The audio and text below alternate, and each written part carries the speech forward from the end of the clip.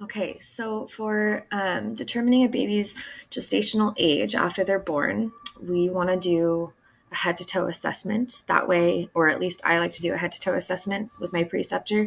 That way, we don't miss anything. So for this demonstration, I don't have a doll and I don't have PPE, but we're going to just go ahead and say I've washed my hands. I have put on gloves before doing this newborn exam. My hair is out of my face, all of those things.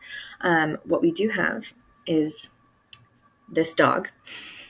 And so we're going to be using this dog for our gestational assessment video. So when we're looking at baby after they're born, we want to look at their posture, right? Are they floppy like this? Is everything just kind of down? Or are they more flexed? Are things, scrunched and showing tone? We want to check their wrists, right? So for specific gestational age things, this is what we're doing.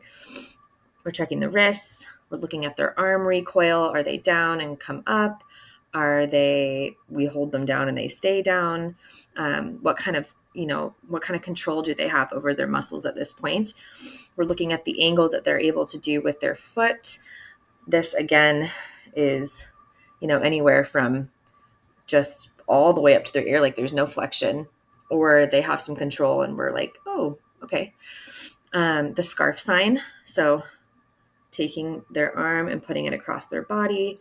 If it just, again, flops, the big thing with a lot of these is you want to make sure that there's tone and muscle tone in the baby for determining whether or not this baby is of a gestational age that matches up with the ultrasound, matches up with our LMP and our estimated due date, or if this baby truly is premature and dating was off or something significant wasn't right here in determining the age of this baby.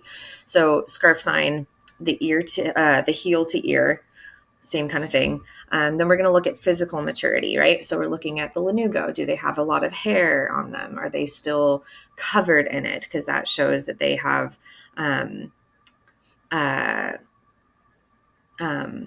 if they have a lot of it, it shows that they've been on there for a while. So that is a good indicator that they're probably past their gestational age or further along than we think. We're looking at the breast buds. So when we go down after checking the clavicles, we want to check the breast buds. Are they, can you feel the mound, or are they flat against the breast or chest? We're looking at their ears and eyes, looking at their eyes to see, are they,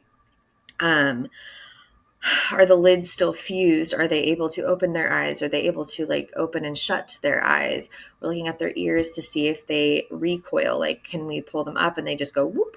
Do they have cartilage in their ears, or do they have a lot of moldability?